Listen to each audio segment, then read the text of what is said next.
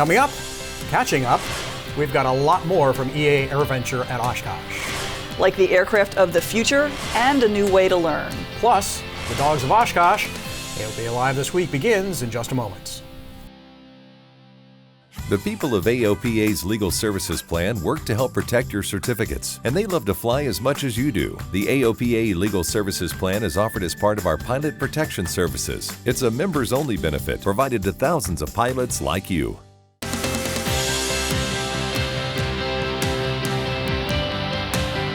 This is AOPA Live This Week with Tom Haynes and Melissa Rudinger. The future is electric, and it's the trend for just about all modes of transportation, and aviation is no exception. We're back from AirVenture in Oshkosh, where you always find a fine collection of future-focused companies. This year, no different, and as Paul Moses discovered, we're just beginning the charge. In the fast-evolving world of electric vertical takeoff and landing, or eVTOLs, one doesn't have to look far to find vehicles that look nothing like what we're flying today. Companies like Blackfly are a few years past their first flights and quickly working to develop their own unique versions of the future. They even have a simulator that gives you a sneak peek of its opener's handling characteristics. It was a little tough getting used to it right at first because it's learning to let go and let the AI or the technology computer system to fly it for you. While the designs seem as diverse as the people who created them, so are their planned approaches to market. It's a round wing, it's an electric vertical takeoff and landing machine, and our claim to fame is, most racing quads and such, they fly through the air with a negative angle of attack. We turn that 90 degrees, we fly with a positive angle of attack, which gives us lift, and the lift gives us a longer range and more efficiency. Our mantra is point-to-point travel. A lot of the other companies are looking at air taxi service. In my mind, there's too many legs. It's complicated. People just want to travel simply. They want to just go from point A to point B, and that's what we're after. So are some other heavy hitters. Companies like Airbus. They're already flying a full-scale version of their prototype. 88 flights on it now, and it's fully explored the envelope. These wings rotate vertical for takeoff and then pitch forward and cruise, and does a little better than 100 knots. This particular one, again, is just to prove out the technology. So it flies for about 20 minutes, do about 50 kilometers. Many pilots would like to get behind the controls of Airbus's Vahana technology demonstrator, but if you were to look inside this, it's the world's most boring cockpit.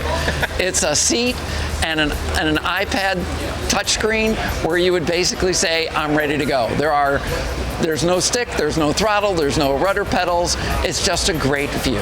While battery weight and duration are still limiting factors, most agree sorting out the airspace issue is likely one of the biggest bogeys that remain. It's going to be certification, it's going to be regulations, and there's a big debate right now. So does the FAA really own the airspace down to the ground? Because the cities kind of want to control what's flying up and down their streets. Paul Moses, AOPA Live. As Paul mentioned, batteries are still a big issue limiting electric flight. This week, Oxis Energy announced it will develop a proof-of-concept lightweight lithium-sulfur cell for a high-voltage battery pack for bi-aerospace electric aircraft. Lithium-sulfur cells are some 50% lighter than lithium-ion batteries in use today. They produce more power, and they are much more resistant to damage. Lithium-sulfur cells are also much less likely to catch fire.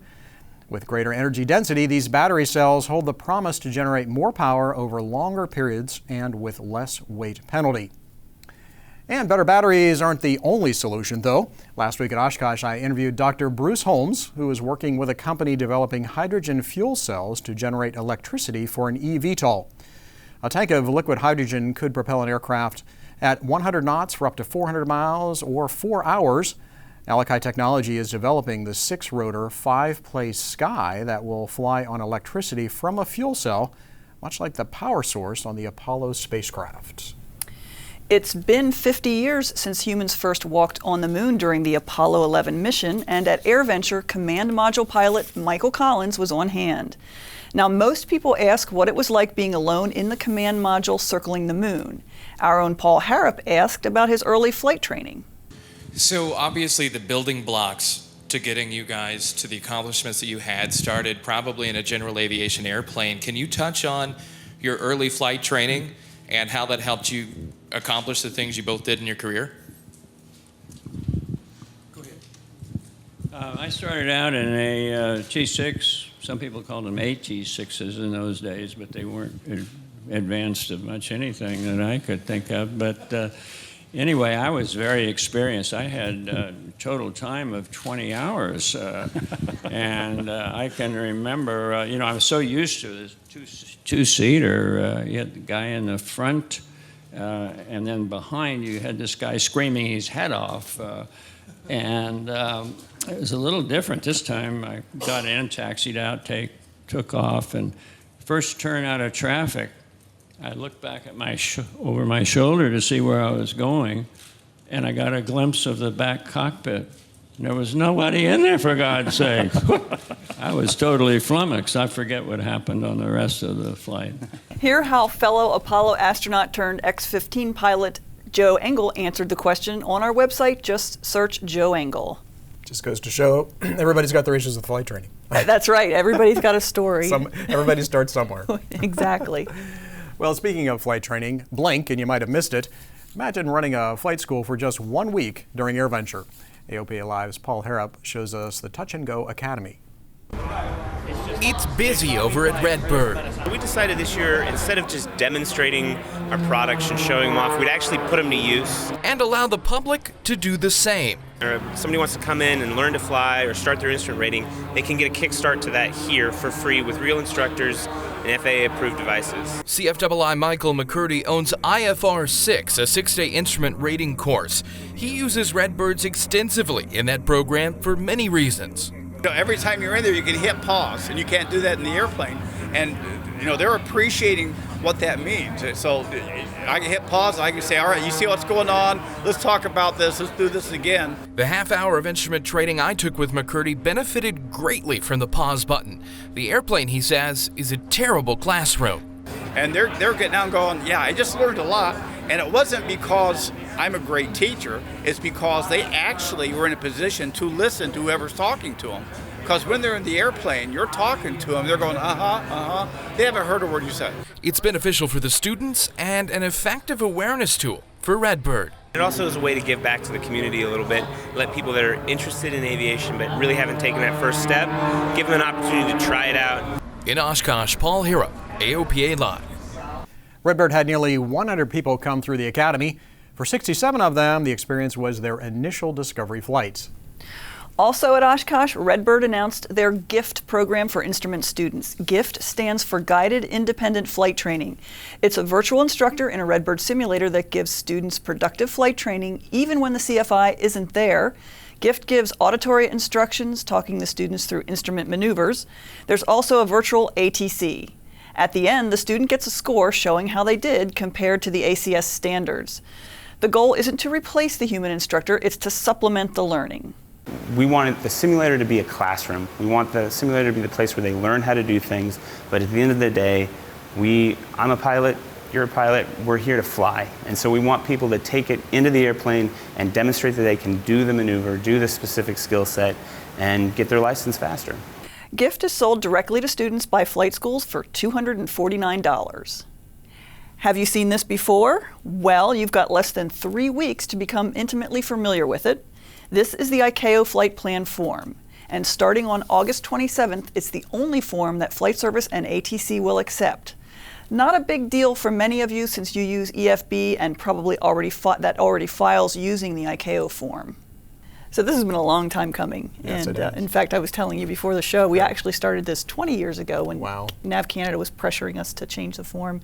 We fought them off, but we actually need to do it now because there's a lot of new codes that we would have to revise the domestic form anyway for next gen and avionics, and so it was a good time to finally do it.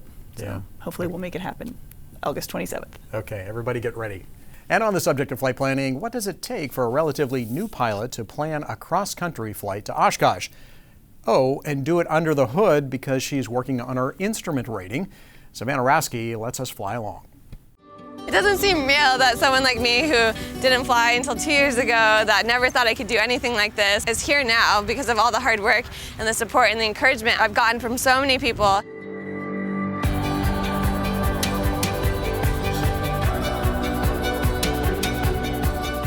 My dad flew F-16s for the Air Force as I was growing up, and we owned a private plane, but I actually hated flying.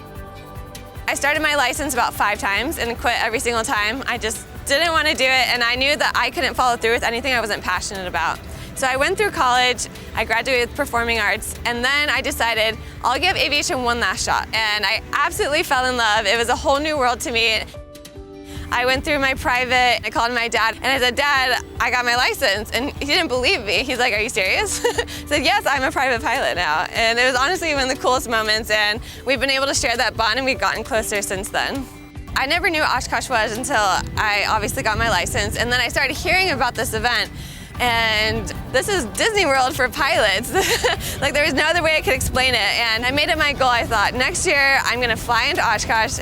And I have a buddy who got his CFII, and I need to get my instrument rating. And it just seemed like it lined up super nicely where I was like, let's train instruments on the way to Oshkosh, let's fly in. So we made the route, we did all the planning, and I was scared it actually wasn't gonna happen because it's such a big deal and all the planning that went into it and making sure the plane was ready. And the day we were to leave, there were thunderstorms everywhere. And it was just, I didn't think we were gonna be able to get out. And our whole mindset this whole time was we wanna get to Oshkosh, but we wanna do it as safely as we can. We're not in a rush. We just wanted to make sure we always had a backup plan no matter where we were. And coming into Oshkosh, I remember taking the foggles off and I just saw the runway and the beautiful lake, and we were just in shock that we were actually here, and we were just beaming, but I'm just focusing, you know, on being able to land. Did a nice smooth landing on the runway, and as we're taxiing out, we parked the plane and we just look at each other and we fist bump and we're like, hey, we did it. We made it to Oshkosh. Aviation can be fun. You don't have to be a scientist or like a mathematician. You can be whoever you are. Flying is accessible to everybody. You know, if you want to be a pilot, if you want to fly, you can do it. It's just how you're going to do it. Make a plan of action. Be determined. You have to be focused, but also have fun. You're going to fall down and it's going to be hard, but if you don't stop, if you don't quit, you're going to get there. Congratulations, Savannah. Way to go. Her energy is infectious. She's one of our social media folks, and I think she's got a big presence online, so it's great to see her doing this. Right, and also pointing out, you know, sometimes you start and stop, and it takes a while, and not everybody does it right from the beginning, so thanks for persevering. Also, congrats to her dad, Bob, who I've known for a long time, and I know he's been there behind her the whole way, so great. Way to go. When we come back, a hard lesson in backcountry flying. Oshkosh is just doggone fun. AOPA Live continues in a moment. There are many important things to consider before purchasing an aircraft. Let the experts at Aerospace Reports help guide you through the process. We combine expert knowledge with our long-standing commitment to personalized customer service to perfect your transaction. Learn more at aerospacereports.com. Welcome back. The Air Safety Institute's new video tells the story of a beautiful day flying in the backcountry that took a traumatic turn. It's called Real Pilot Stories from the Field, No Go Around. Todd Simmons, the president of customer experience at Cirrus Aircraft, was flying a Piper Super Cub with friends when he had a stall spin crash during a go-around. The group was flying into Dewey Moor, a challenging 700-foot strip surrounded by terrain that prevents a successful go-round. Todd was seriously injured in the crash. The video goes through the decisions made on that day and the lessons learned. This is an excellent video because what it showcases is you have 4 highly experienced pilots who are in airplanes that are built for the environment that they're in. And they go for an afternoon of excitement and adventure that you can get in general aviation, flying in the backcountry, and trouble ensues. And it's a great lesson learned for all of us that no matter how experienced you are, no matter the airplane that you have suited for the environment, if you have a little bit of a lapse in your preparation, it can end badly. You can see the full video at the Air Safety Institute website. Last week I told you about new legislation, the Plane Act, that would make some significant improvements for general aviation. Senator Jim Inhofe of Oklahoma is helping with another initiative, the National Center for the Advancement of Aviation. You have been saying for years that we need to do something to revive aviation. Our number of pilots has decreased, and this has been a problem that you've dealt with and we've all dealt with. One of the things that you know that I've been excited about is this whole Center for the Advancement of Aviation. You know, so we can get all these groups pulling together to make sure we've got high school programs, Young Eagles, everything. And that's brilliant of you guys, because there's not been a central location. We have people off on doing the things that we're talking about doing, but not a central location. And you guys are the ones, I had nothing to do with that one, but I'll be a beneficiary of that. We think it's the right thing to do because there's a lot of interested people. There's never been a better opportunity to be an aviator. We can get the U.S. government to really kind of put a center together to get this thing momentum. Yeah. Everybody's going to win here over the next generation. Senator Inhofe is seeking your ideas on what the center should do. You can tell him on the website listed there on your screen, and you can see Mark's full interview with Senator Inhofe on our websites. And as we work to attract more young people to aviation, it's nice to now know that there are many out there who already have found the passion. AOPA Magazine technical editor Jill Tallman found this remarkable young woman at Oshkosh. Is this your first time at Oshkosh? I've been now 6 years straight, so 7 total. But this year you're kind of a celebrity. You turned 14 this year and you did something really cool. Tell us what you did. I flew a motor glider from Monterey, California to Maine solo. First, I kind of learned that you could solo a glider at 14, 2 years younger than you can solo a normal power plane. But then I was like, wait, couldn't I solo a motor glider at 14? We're like, couldn't I solo it across the country? And we're like, yeah, and then that'd be a good opportunity to promote youth in aviation.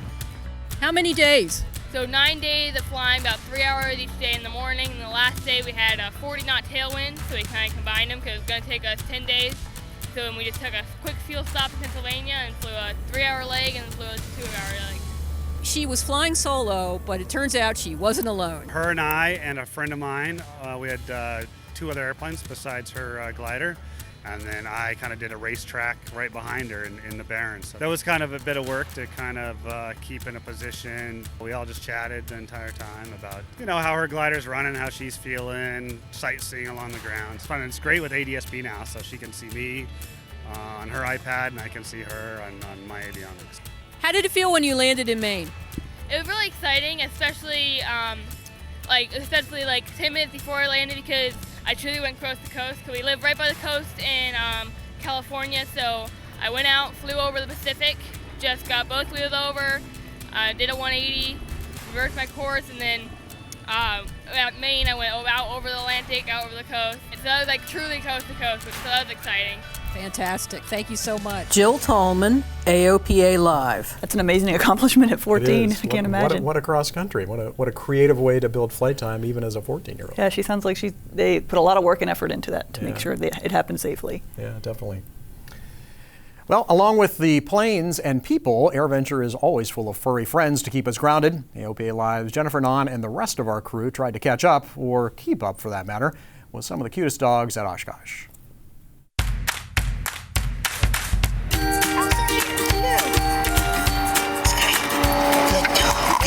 She's trying to eat it. She spends a majority of her time just getting some pets in. Yeah, I like it here. We even had a chance to meet up with some best friends of aviation royalty, including Julie Clark's pup, Lindy. Did you hit any tailwind on the way here? No comment? Lindy, Can you tell us your favorite tail number?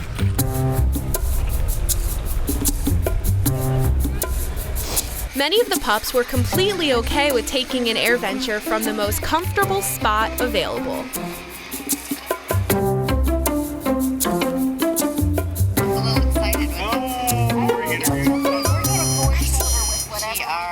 They don't really care what kind of airplane you fly, just as long as you take them along for the ride, right?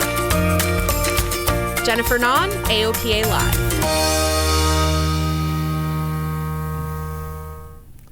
So, what a great tale. Uh-huh. I'm not even going to try. Okay. Good to see the dogs there. They're always a lot of fun. They are. And we see the same ones back. If you, sometimes there's one with a hat, AOPA hat, came back and we gave him a scarf. Yeah, I saw that. Took a scarf right out of the store. And that's it for our show this week. Thanks so much for your time. Please like and share our show on social media and tell us what you think. Our email address is aopalive@aopa.org. And finally, we leave you this week with one last taste of AirVenture.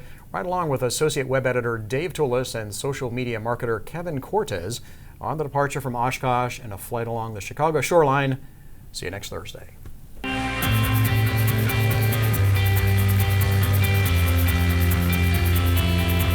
Yellow High Wing, roger. Just hold short of runway 18 right. I've got 3 F-18s to depart prior to your departure. Yellow High Wing, clear for takeoff.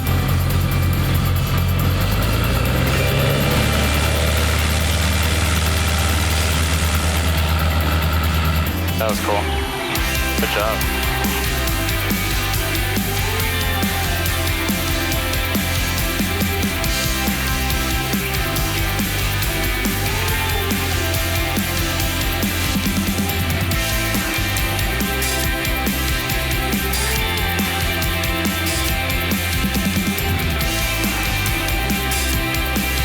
Beautiful. This is nice. One of the coolest shoreline transitions. It really is. It's a special day when you can do this, you know.